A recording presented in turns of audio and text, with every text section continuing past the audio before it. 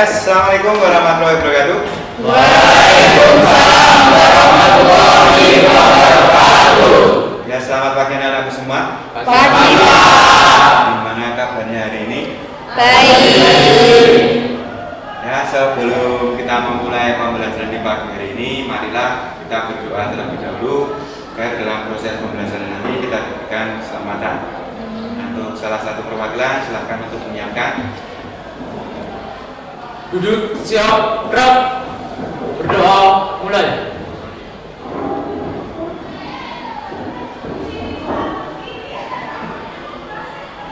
Berdoa, selesai.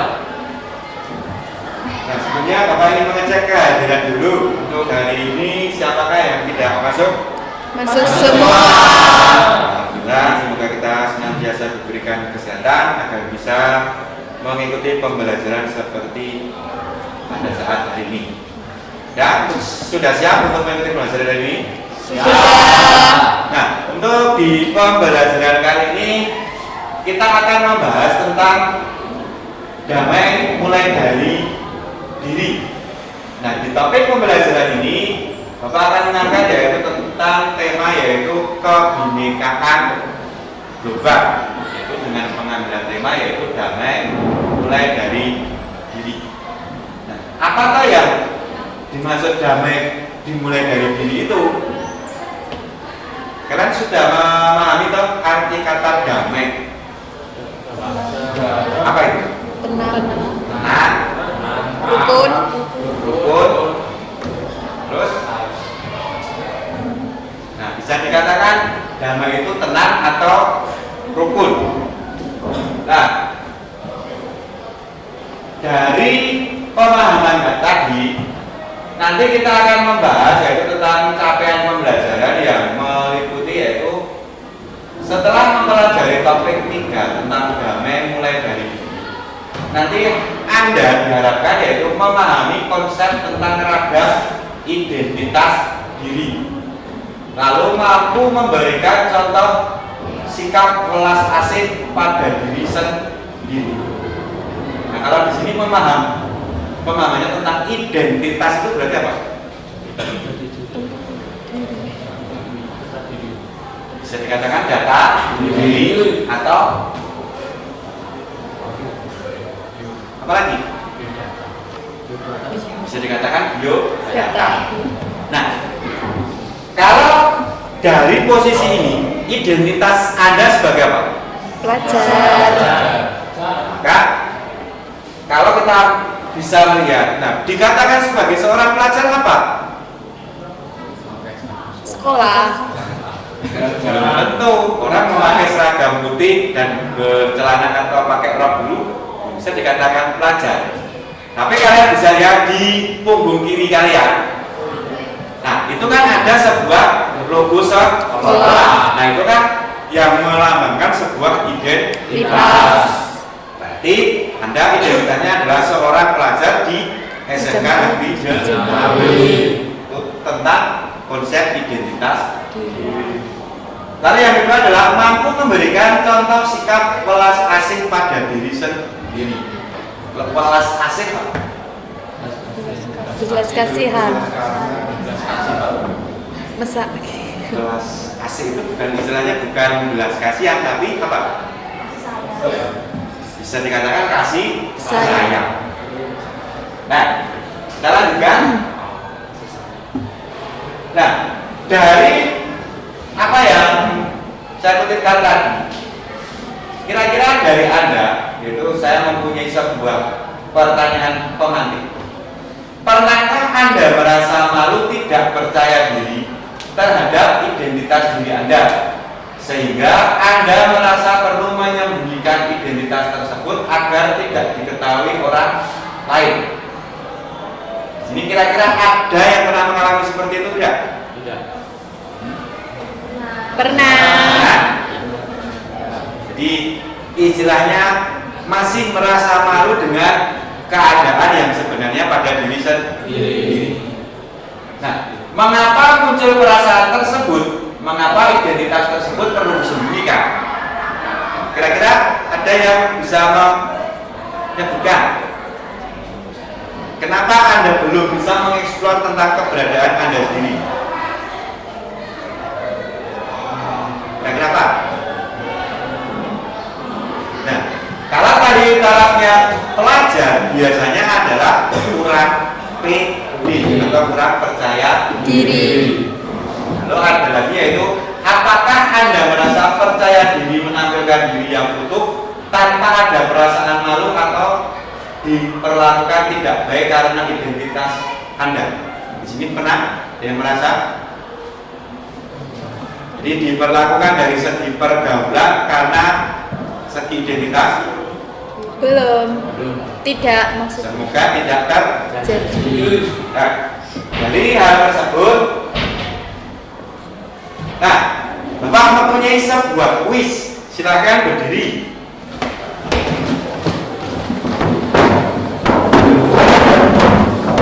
Nah, nanti apabila kuis ini tadi, apa yang saya munculkan ini tadi, kalau muncul pilihannya nanti di sisi sana, yang berarti yang kiri ada, nanti Anda acungkan tangan kiri. Tapi kalau Anda pilihnya yang kanan, berarti nanti Anda acungkannya yang tangan kanan.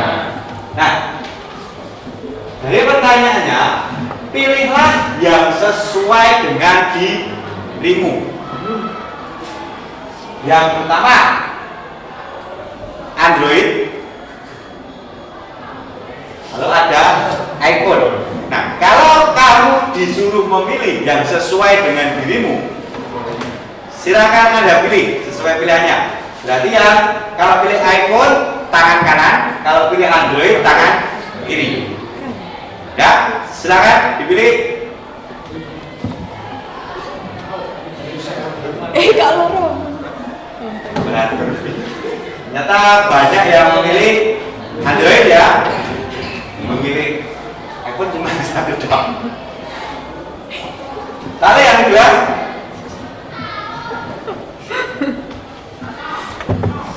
pilih film Korea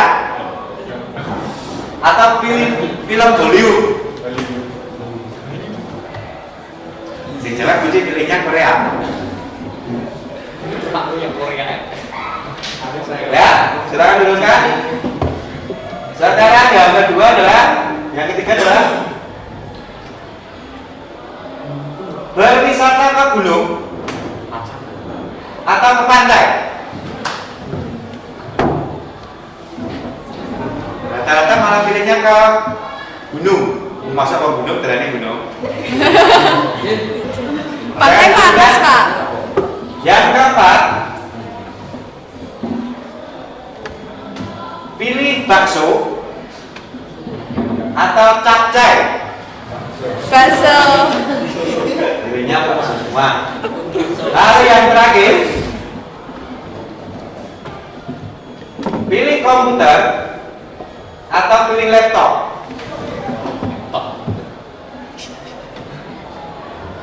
Belum banyak pilih yang laptop. Ya, silakan duduk kembali. Nah, dari permainan tadi atau pilihan sesuai diri tadi, bahkan simpulkan, yaitu dari permainan tadi, coba diskusikan dan renungkan beberapa pertanyaan berikut. Coba direnungkan sebentar. Nah, kira-kira apakah Anda selalu berada pada satu sisi identitas yang sama pada semua putaran permainan atau berubah-ubah?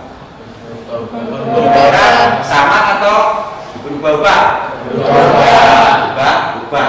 Kenapa? Setiap individu pasti mempunyai keinginan yang berbeda.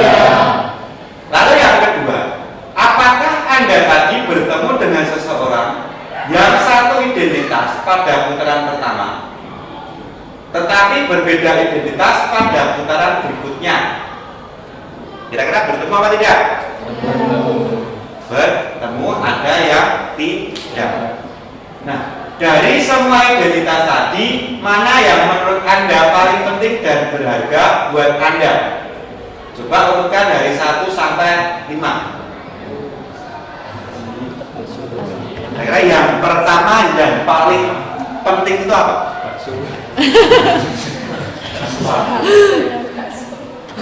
Yang satu HP apa? Android. apa?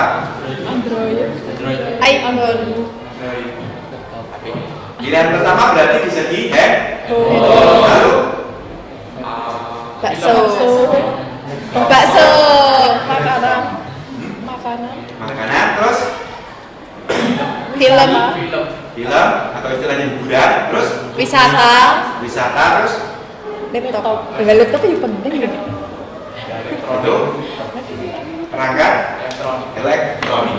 Nah, kemungkinan dari konsep yang tersebut sebenarnya ini adalah runtutan dari kehidupan kita.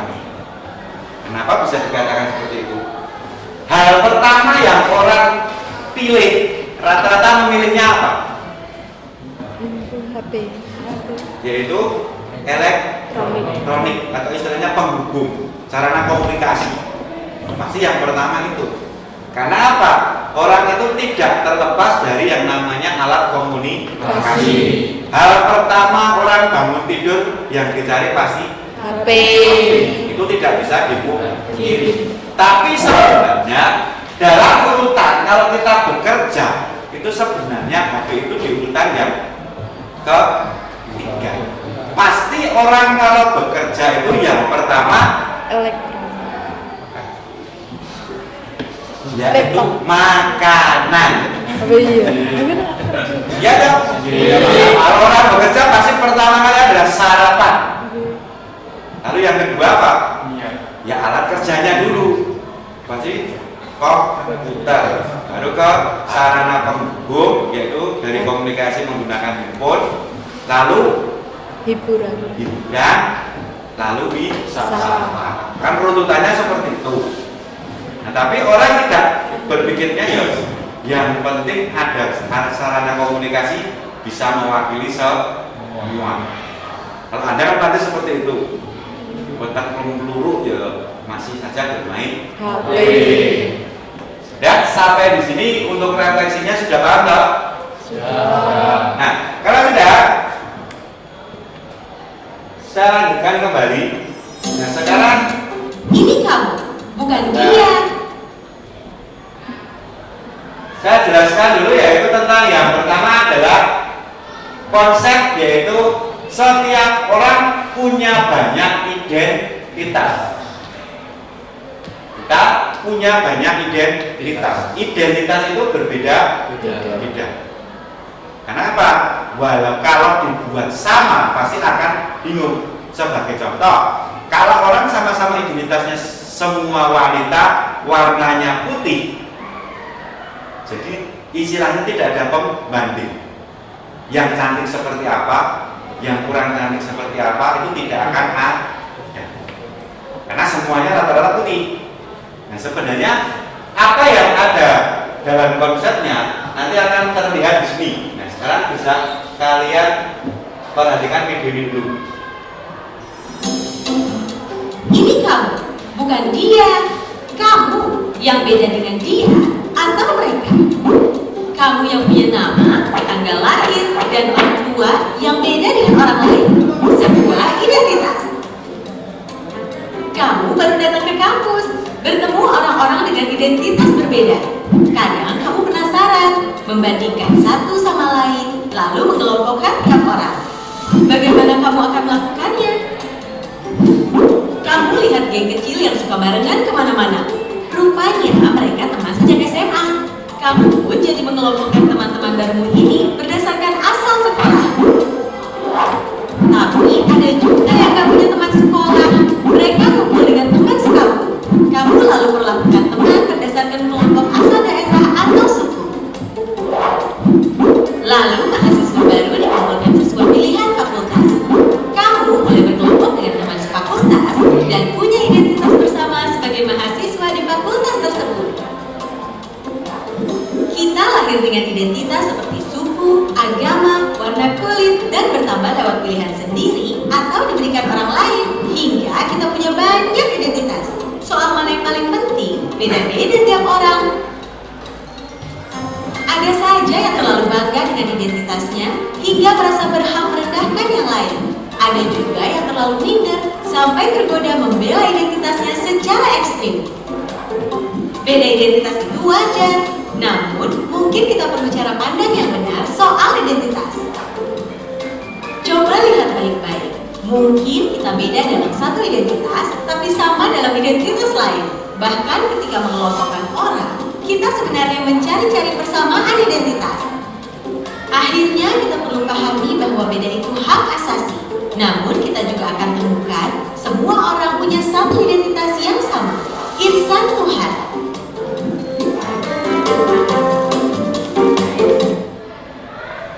Nah, sampai di sini di konsep yang pertama sudah ada gambaran toh tentang apa toh sebenarnya itu identitas. Nah, jadi cenderung orang itu biasanya membedakan identitas itu sebagai tolak ukur sebuah pergaulan. Pasti hal-hal seperti ini sering Anda jumpai di sekitar Anda atau di pergaulan Anda. Kemungkinan Anda sering membedakan yaitu identitas, entah itu agama, entah itu suku, atau warna kulit dan sebagainya. Itu yang istilahnya membuat Anda sering terbuang atau istilahnya membandingkan dari sebuah identitas pergaulan. Padahal kalau kita tarik secara lebih jauh, sebenarnya kita itu unik dengan diri kita sendiri. Jadi tidak ada istilahnya pembanding. Karena apa? Dalam segi identitas itu tidak akan semua manusia itu mempunyai kesempurnaan yang menyeluruh. Mungkin dia mempunyai identitas dari keluarga tertentu atau dari ras tertentu, tapi pasti dia mempunyai kelebihan di sekitar tertentu. Nah, maka dari itu, dari segi banyaknya identitas ini, maka Anda jangan sampai istilahnya membandingkan atau istilahnya berkecil hati apabila dibandingkan dalam ranah konsep identitas. Nah, lanjut di konsep yang kedua.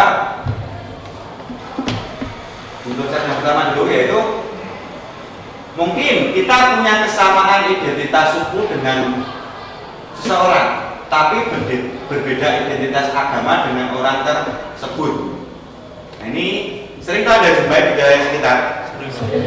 Sukunya sama, suku apa? Jawa. Tapi untuk identitas agamanya kemungkinan berbeda. Lalu ada identitas yang begitu saja kita terima sejak lahir dan tidak bisa diubah. Apa itu? Apa? Alat kelamin. Jenis Yang pasti kelamin. jenis kelamin. Walaupun sekarang orang ada yang merubah jenis kelamin, tapi tidak bisa istilahnya tidak bisa 100%, identitasnya juga akan terlihat. Tapi kalau warna kulit kira-kira bisa dirubah? Tidak? Bisa. Nah, ada identitas yang kita anggap sangat penting. Jika orang merendahkan identitas tersebut, kita akan merasa sangat tersinggung. Ini cenderung biasanya seperti apa? Warna kulit. Bukan, ada identitas yang kita anggap sangat penting. Jika orang lain merendahkan identitas tersebut, kita akan merasa sangat tersinggung. Biasanya tentang Agama. orang yang paling sensitif tentang identitasnya berarti biasanya tentang apa? Yaitu Agama. agama. Nah, biasanya di ranah tertentu adanya sebuah penghinaan atau istilahnya ejekan terhadap agama tertentu, orang biasanya akan mudah tersinggung. Nah, selain itu apa lagi?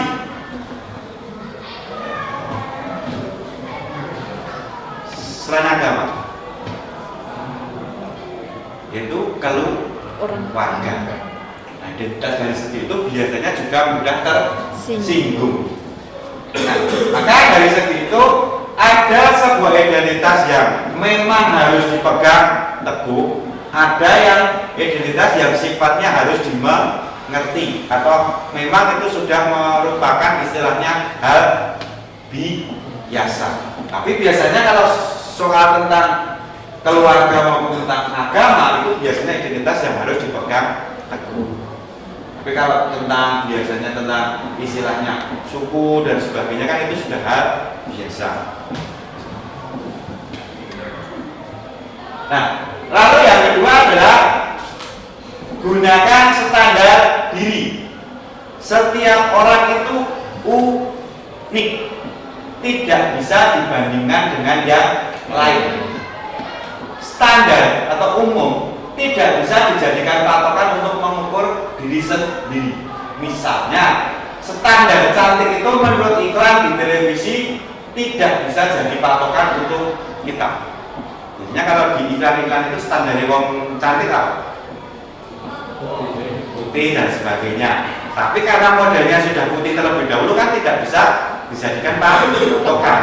Coba kalau yang jadi bintang iklannya yang warnanya hitam, otomatis kan tidak bisa dikatakan cantik. Tetapi standar cantik itu kan persepsinya berbeda. Nah, kita bisa perlihatkan di sini, nanti akan Anda lebih memahaminya.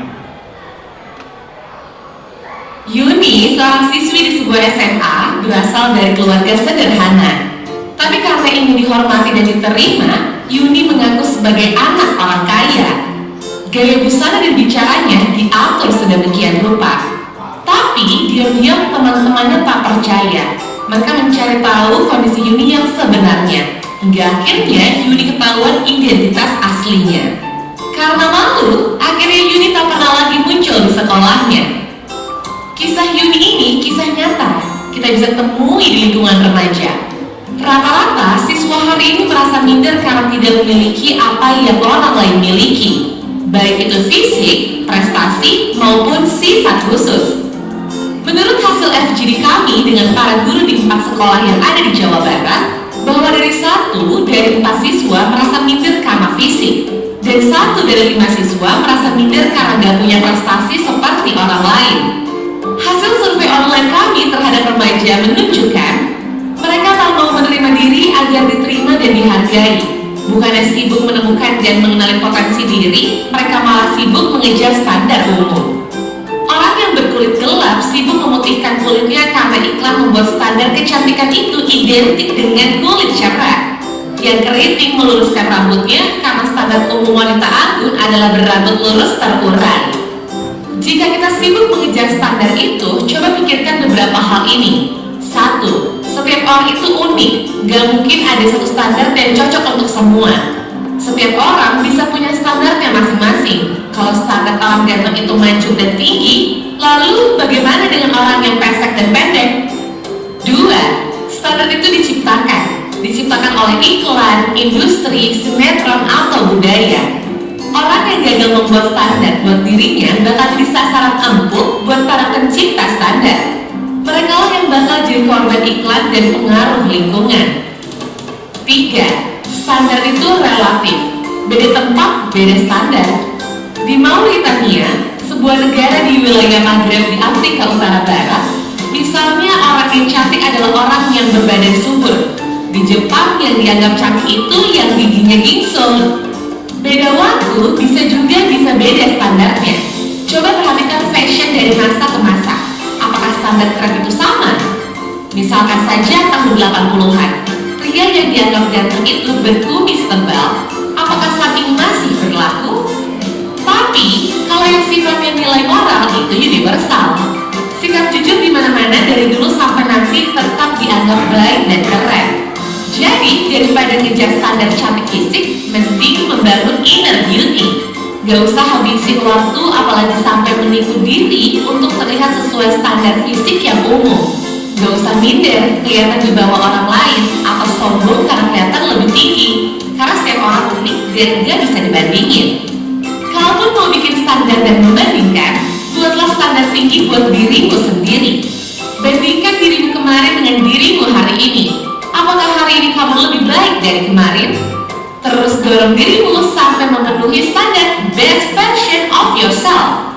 Ingat, kamu dilahirkan original. Kenapa harus mati sebagai kopian orang lain?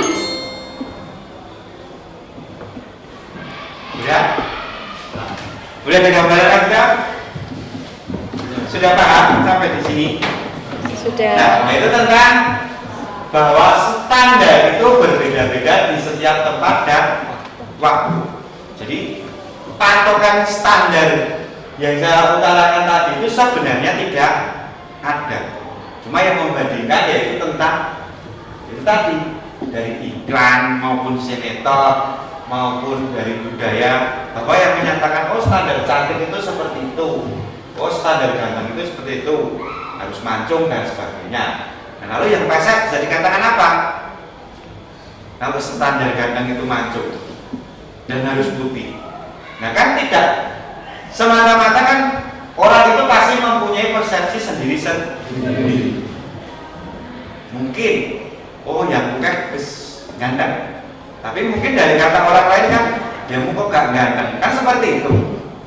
Ya toh, pasti Anda pernah mendengar istilahnya yang membedakan atau perbandingan dari hal segi fisik maupun yang lainnya.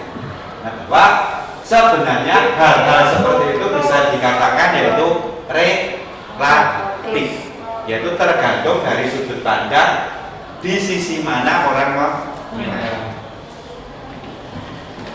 Nah, daripada kita memikirkan yaitu standar-standar tadi yang istilahnya tidak jelas, maka kita harus bisa yaitu menggunakan standar diri sendiri yang lebih jadi patokan yang pasti. Istilahnya ya standarnya pencapaian saya umur sekian harus bisa mencapai apa. Nah itu nanti yang harus Anda targetkan ke depan, bukan membandingkan tentang hal-hal yang sekiranya tidak bisa membangun diri sendiri. Nah, lanjut konsep yang ketiga adalah tentang welas asih pada diri. Apa tadi welas asih? Kasih sayang. Sayang. Latihan mencintai diri sendiri. Pernah mencintai diri sendiri? Pernah. Sebagai contoh, Sok.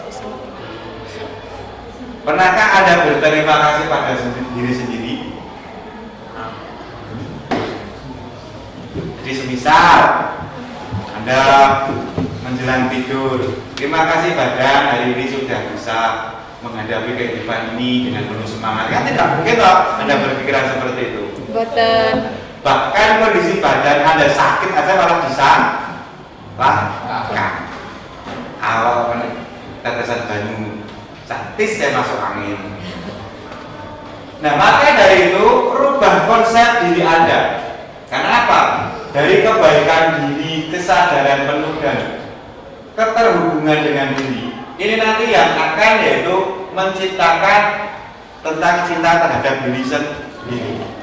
Jadi hal-hal yang sekiranya mampu dan sekiranya tidak, kalau kita mencintai diri kita sendiri akan bisa mengukurnya. Jadi kalau saya optimis mampu mengerjakan, karena otomatis dengan kepercayaan diri, dengan saling mencintai diri, otomatis hal-hal yang sekiranya sulit pasti juga akan bisa dihadapi.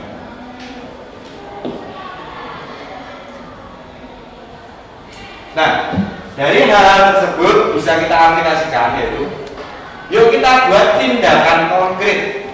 Yang pertama, coba ucapkan terima kasih dengan penghargaan terhadap diri kita sendiri. Jadi coba kalian lakukan dan ucapkan terima kasih kepada diri sendiri.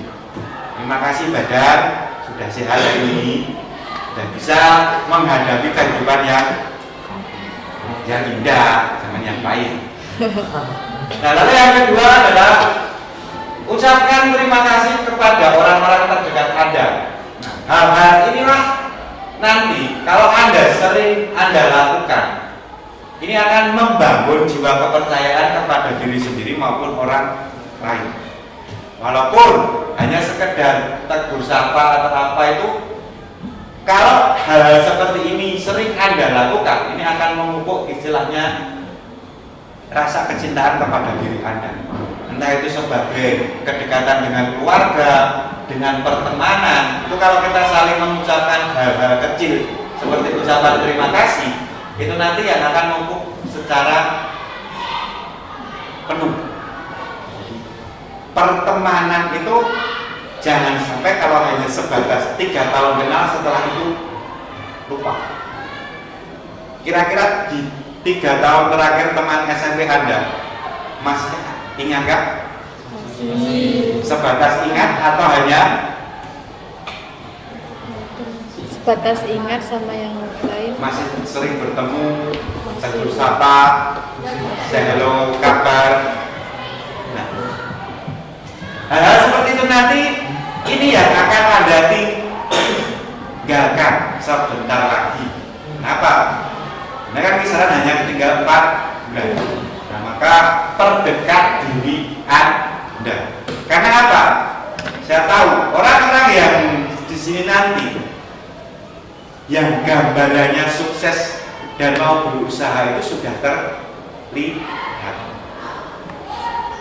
Jangan anggap orang yang pendiam, pinter itu nanti bisa sukses, itu belum tentu. Jangan anggap orang sing gini turunin kelas, telatan dan sebagainya itu nanti tidak sukses, belum tentu. Karena saya sudah pernah istilahnya 10 tahun melihat proses itu. Orang-orang yang istilahnya hanya kutuk buku, tidak mau bergaul, dia malah tertinggal. Karena apa? Masa aku juara 1 gak duwe gaya arep takok kae. Di situ biasanya memiliki pandangan seperti itu. Nah maka dari itu sikap kelas asing tadi harus Anda pupuk dari sekarang. Jadi mulailah istilahnya mengenal pertemanan itu jangan hanya sebatas ya kenal ya kenal, habis itu ya sudah. Sampai sini sudah ada gambaran tentang tindakan konkret yang Anda harus lakukan di setiap saatnya nanti. Nah kalau tidak, itu di hal-hal terakhir di galeri itu nanti saya buatkan sebuah form aja ya. Nanti Anda bisa membuat galeri diri dalam bentuk biodata atau CV yang menampilkan identitas. Ada Anda sebanyak mungkin dari identitas suku, agama, hobi, sekolah, klub, sepak bola, favorit dan sebagainya. Makin banyak identitas, makin bagus. Galeri ini bisa mengangkat 100 fakta tentang Anda. Misalnya Anda bisa mempostingnya di media sosial dan mengundang teman Anda untuk mengunjungi galeri tersebut. Nah, biasanya CV tersebut nanti itu juga bisa digunakan untuk apa? Mencari pekerjaan. Nah, dulu kan saya sudah sering membuat Anda yaitu membuat sebuah istilahnya konfigurasi dan diupload di YouTube. Nah itu nanti juga bisa digunakan sebagai CV untuk menampilkan identitas. Ya, sampai di sini ada yang ditanyakan?